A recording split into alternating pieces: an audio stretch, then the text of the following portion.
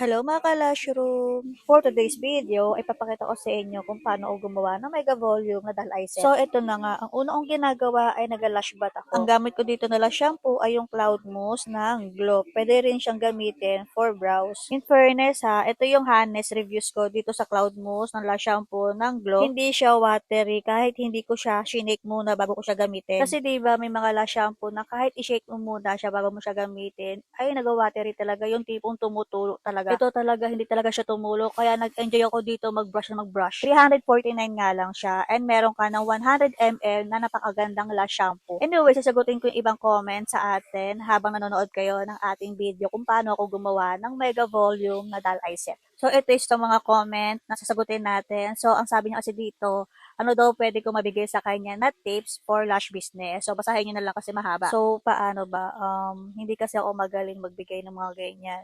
Pero share ko na lang sa inyo or sa iyo, ma'am, kung ano yung ginawa ko nung baguhan lang ako para maging ganito. So, nung baguhan kasi ako, mahihain talaga ako. Yung tipong di ako nakikipag-usap sa mga kliyente. And hindi rin ako mahilig mag-picture sa mga kliyente. Wala nga din akong page noon. Pero meron kasi nagkapagsabi sa akin na gumawa nga daw akong page kasi nga makakatulong yun sa akin. And then, sinasabihan ako ng partner ko, ng asawa ko na mag-video. Picturean ko yung mga ginagawa ko para meron ako pang post. Kasi ayoko talaga nagpipicture ako. And then, ayun nga, napilit nga niya ako kasi nga, para din meron akong mapakita sa mga clients na nag-i-inquire kung ano nga yung mga sample ng mga ginawa ko. So, ayun na nga, nagpipicture na ako ng mga ginagawa ko, pero nagpapaalam muna ako sa aking mga kliyente kung pwede. After nun, pinopost ko na yung mga gawa ko sa mga groups, kahit dinedecline nila ako, nagpo-post talaga ako. Araw-araw ako nagpo-post, minsan nga kada gawa ko pinopost ko kaagad. And then, nagkakaroon ako ng lakas ng loob. Yung tipong kada gawa ko pinopost ko talaga kahit pa isa-isa yan. Talagang pinapakita ko sa mga friends ko sa Facebook yung gawa ko. Eh, napapansin ko kada post ko, may mga nag-i-inquire talaga at may mga clients din talaga nagpupunta. Kahit hindi ganun kaganda yung gawa ko, talagang pinupuntahan talaga ako ng mga clients hanggang sa nahasa na yung kakayahan ko. And then, unti-unti ako nag-upgrade ng mga gamit. Yung tipong lahat ng kinikita ko talaga ay tinatabi ko talaga as in. Gagalawin ko lang siya kapag may bibilin ako sa mga gamit ko, yung kulang na. Hindi talaga ako gumastos nun para sa pangsarili. Kasi ang next na target ko noon, nung nakakaipon na ako, is magkaroon talaga ako ng pwesto kahit home base lang. Dati kasi ganito lang yung pwesto ko. Nakahiga lang sila sa papag yung mga clients ko at minsan nasa bukid pa ako nakapwesto. So sabi ko sa asawa ko, hanap kami ng apartment yung pwede namin gawing home base. At ayun nga, nakahanap kami ng home base. After 2 years, ayan, nag-commercial na kami. Masabi ko talaga sa lash industry ko, journey ko, hindi ganon kadali. Ang daming kong pinagdaanan, lalo na yung pagtitiis. At syempre, lagi tayo magtitiwala kay Lord. So ayun lang, at baka tayo magkaiyakan dito.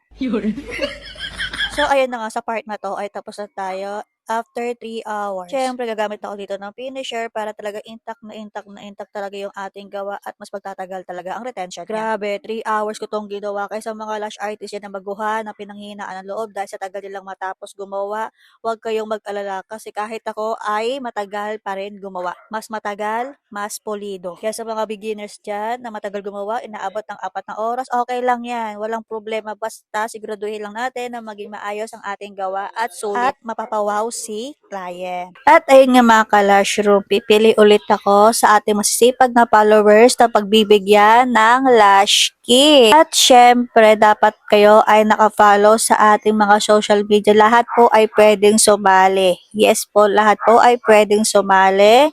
So, ayun lang. Thank you for watching. Bye!